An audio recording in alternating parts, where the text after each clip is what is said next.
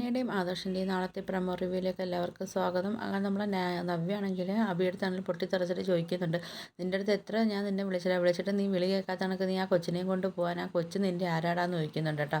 നിൻ്റെ വലിയ അമ്മായി പറയുന്ന കേൾക്കാം, ആ കൊച്ചിനും നിനക്കും മുഖത്തിന് ഒരേ സാമ്യമുണ്ടെന്ന്, അതിനകത്ത് എന്തെങ്കിലും സത്യം ഉണ്ടോടാ എന്നൊക്കെ ചോദിക്കുന്നുണ്ട് കേട്ടോ.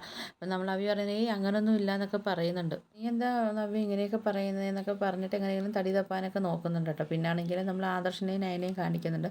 അപ്പം നമ്മൾ ആദർശമാണെങ്കിൽ വേഷമൊക്കെ മാറിയിട്ടാണെങ്കിൽ ജ്വല്ലറി പോകാൻ വേണ്ടിയൊക്കെ എല്ലാം റെഡിയാവുകയൊക്കെ ചെയ്യുന്നുണ്ട്, ഒരു പഞ്ചാബി വേഷമൊക്കെ കെട്ടിയിട്ട്. അങ്ങനെ ആദർശ് പറയുന്നുണ്ട്, എന്തായാലും മൂർത്തീസ് ജ്വല്ലറും അനന്തപുരി തറവാടൊക്കെ ആണെങ്കിൽ തകർന്നടിഞ്ഞെന്നൊക്കെ അപ്പം ജ്വല്ലറിയുടെ തലപ്പത്തുള്ളവരൊക്കെ കരുതിയിട്ടിരിക്കുന്നത്.